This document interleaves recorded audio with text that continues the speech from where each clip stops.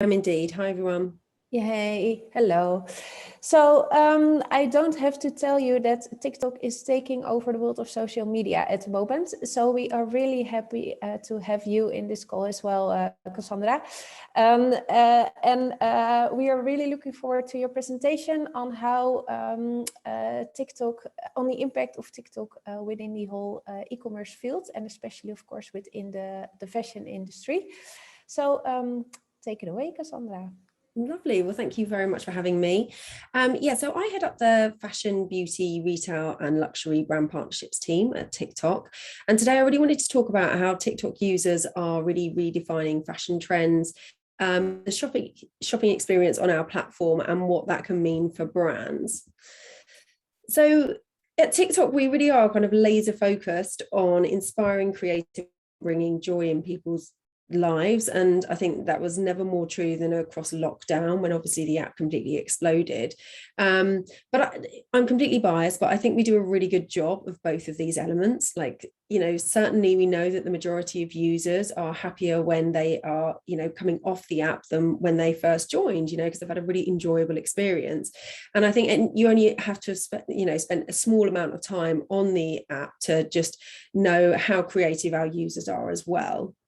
But I think, as marketers and as brands, it's really important to understand the differences between TikTok and the other platforms that we tend to be compared with. And, first and foremost, we are an entertainment app. We are not a social app. We are mobile first, we're full screen sound on, and that makes for a really engaging experience. People are not dual screening when they're on TikTok. It's a fully immersive experience that they are having. Our content is snappy, traditionally 15 seconds long. It's not highly polished. So much of it is, shot on mobile. And that's a great thing for brands as well, because obviously there is large pressures on kind of organic teams to produce endless reams of content. So knowing it doesn't have to be this super high production quality, I think is really rewarding and good, and gives you back some time. But ultimately what we're doing is tapping into kind of really real and authentic subject matters. And then the other point to really note, and I think sometimes some people have kind of dipped into TikTok and they're like, it's not for me. But the more time you spend with TikTok, the more it learns about your preferences. So the content you like, you're sharing most of, and it starts to surface more and more of that content. But then also it's testing you with things like, do you like travel? Are you into yoga? Do you like Turkish food, for example?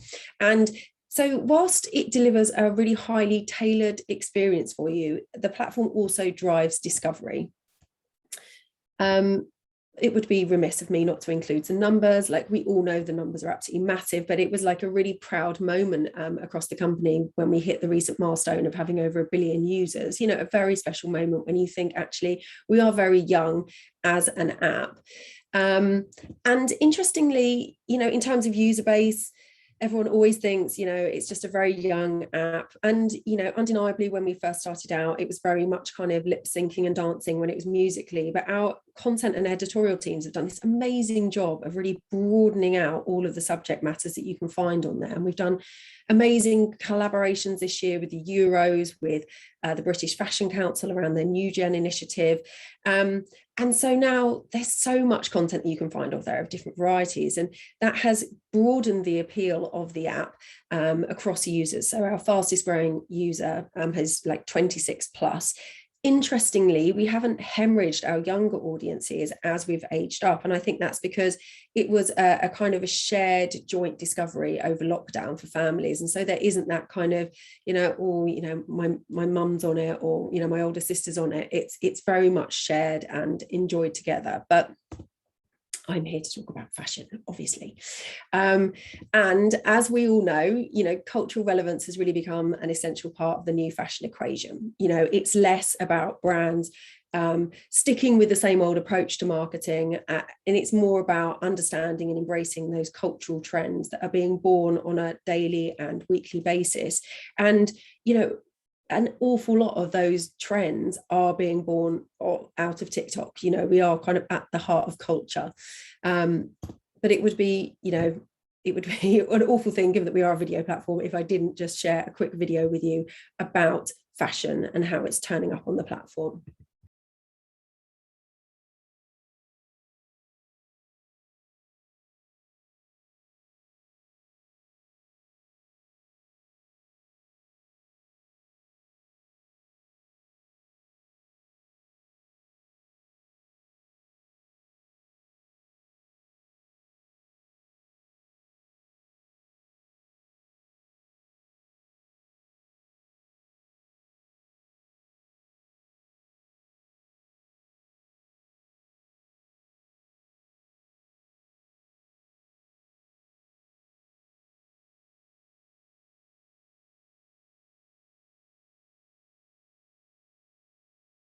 So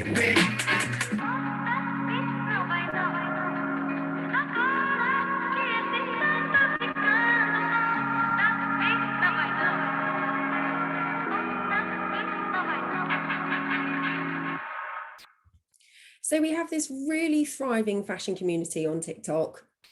We drive about 8.5 billion views of fashion content per month, and that is growing. 40% of our audience kind of have fashion as a real love and interest of theirs. But what I think is really interesting is the way that users are creating trends that really drive global participation. So you'll have seen in that video, some examples of hashtags that really, went wild on the platform.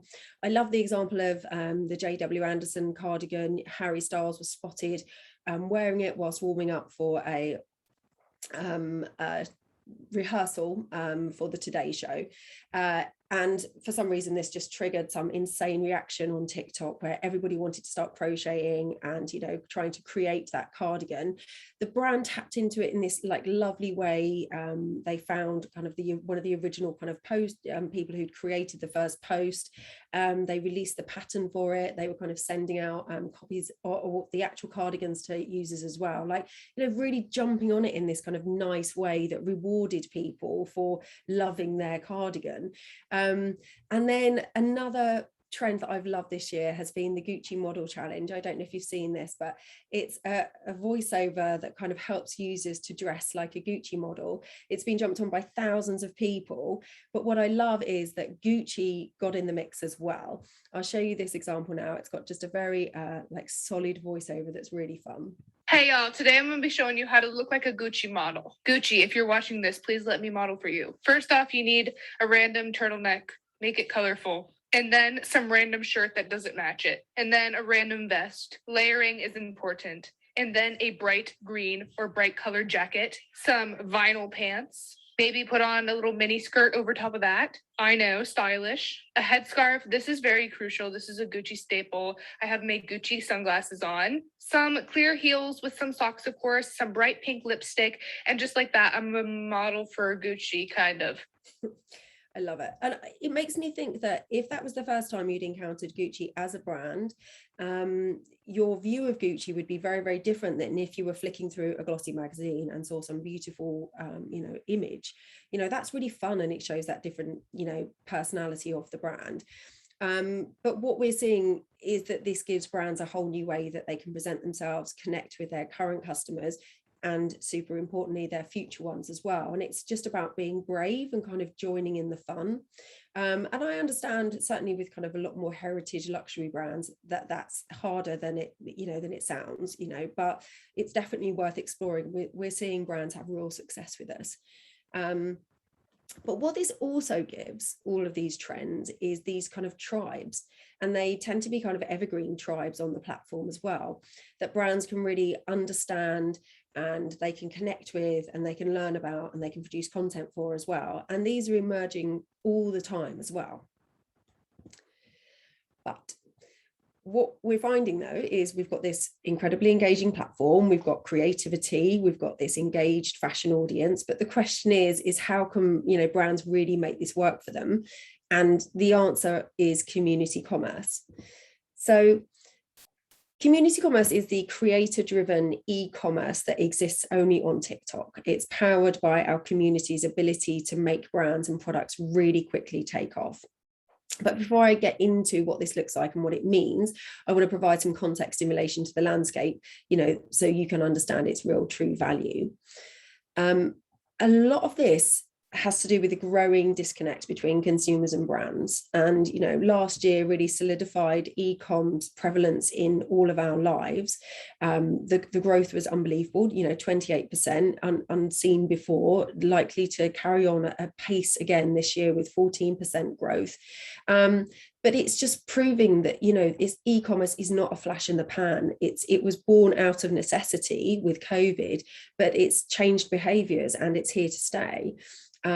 What happened as a result of this is the fact that e-commerce offerings have just, expanded across every digital platform, not just ourselves, it's Amazon, it's, Pinterest, it's Facebook. I mean, they've all, ramped up their e-commerce solutions over the last year. And I think this has been really beneficial for brands. Obviously, there are more options, where products can be sold. But I think, it's also made the marketplace very crowded and competitive. And I think a big part of rethinking how marketers show up is tied to changes in consumer needs and behaviors.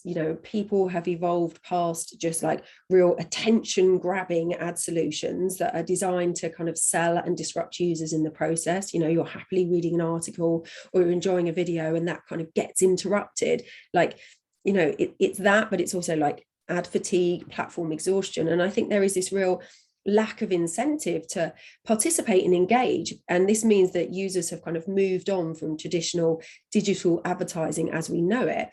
And people are also really wary about being sold to. And I think that's natural. And we can all identify with that.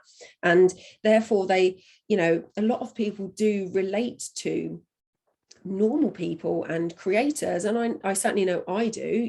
I have a very busy job. I have 2 children, and I do look to creators who have the same style as me, same body size, shape, and they can compile and style outfits in a way that would take me either a full day of like crawling across the internet or like going up and down around Oxford Street in Soho, trying to like cobble something together that wouldn't even, come close to these like lovely suggestions that are just curated for me and make it very, very easy. And I also think that, people want to be engaged and entertained with commerce as well. It doesn't have to be this really, really dry experience. So I think people are just not looking to see just ads from brands. They all want to see kind of like, really nice creative content as well that sparks interaction and co-creation. And I think that's especially true, at scale on TikTok as well. So they're looking for connection, and, we are looking for that from our favorite brands as well. And I really think that, TikTok is are being met. Users really are, building the blueprint for a new commerce experience on the platform.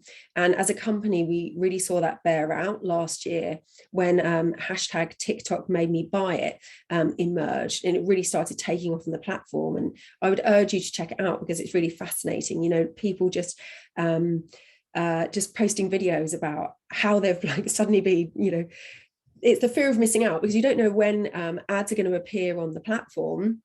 It's not like you land and there's a masthead banner and you can go back and you do this. They'll just appear randomly in your For You feed, and so it triggers this kind of real impulse purchases from people. But interestingly, the impact that has for brands is amazing. So I took a call from the head of media from the Frasers Group, and he was saying, we've sold out of all Slazenger Scots, and we think it's like traced back to this trend that we can see on TikTok. And so we managed to go back in, identify who the first creator was who'd kind of kicked this trend off. And they did this amazing collaboration with her. And it was just, being able to jump on that and make the most of that, on a viral trend that had 6.3 million views overnight, I think was really savvy and landed really, really well with our audience. But it's bigger than that. Trends are happening on the platform and there aren't necessarily hashtags labeling them.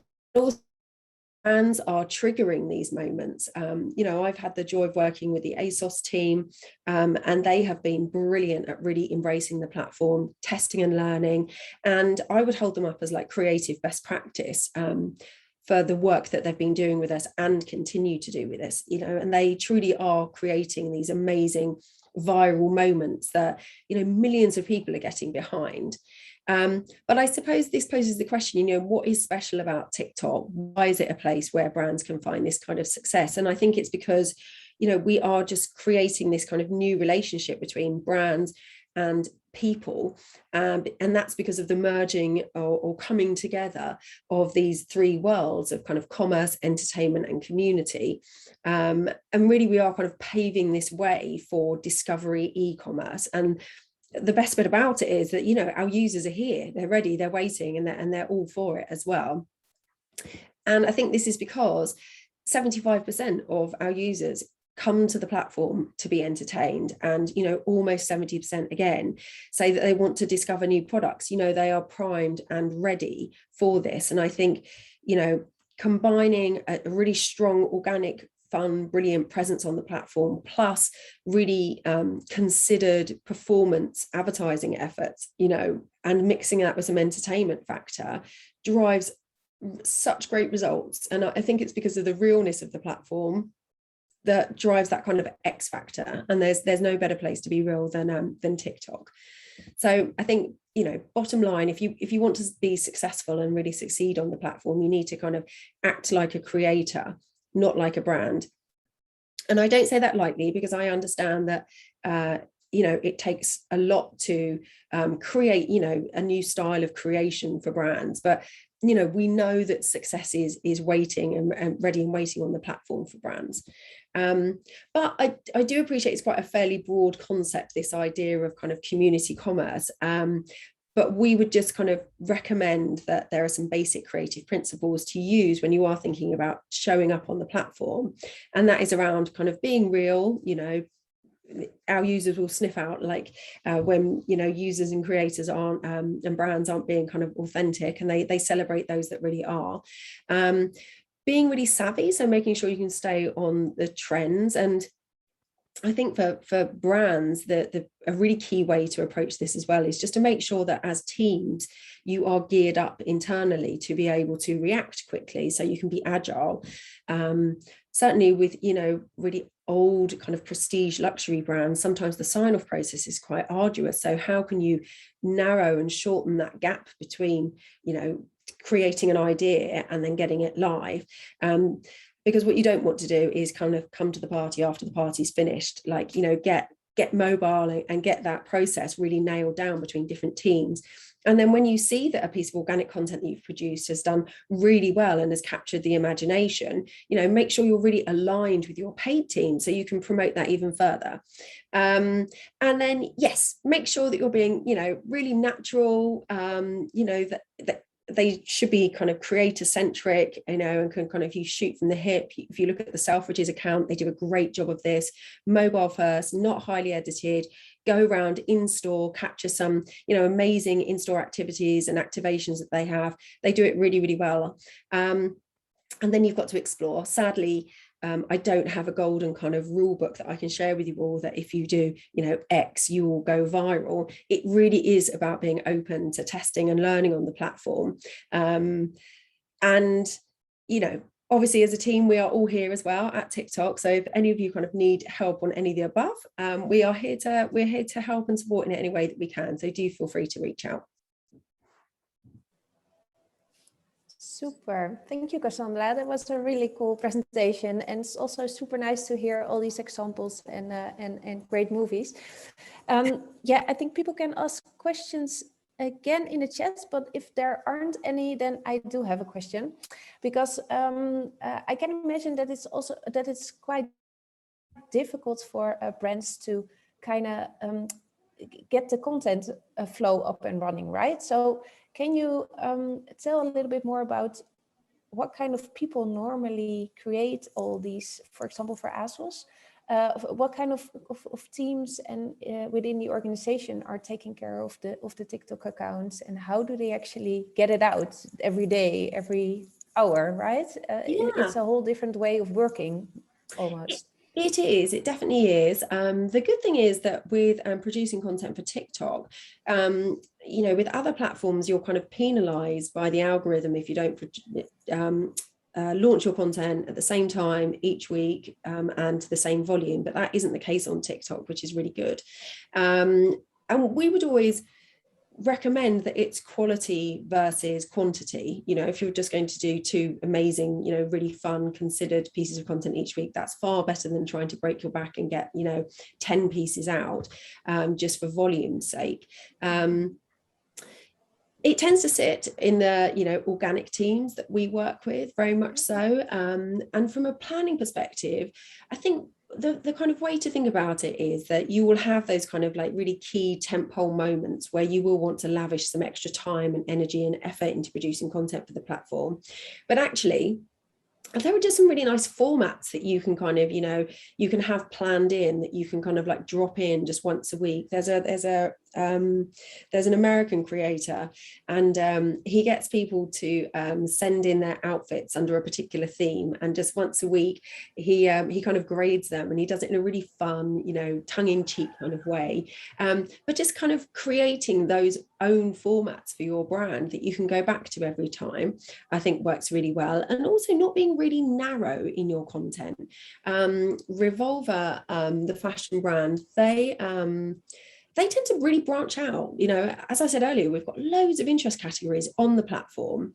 And just because you want to talk to a fashion audience doesn't mean that those people aren't also interested in travel and music and festivals. And so, the Revolver brand, they will do kind of some fitness content, they'll do arts and crafts, which is massive on the platform. So they tend to do, I think if you just feel you have to stay in the lane of fashion the whole time, it can feel quite daunting to constantly be coming up with new ideas.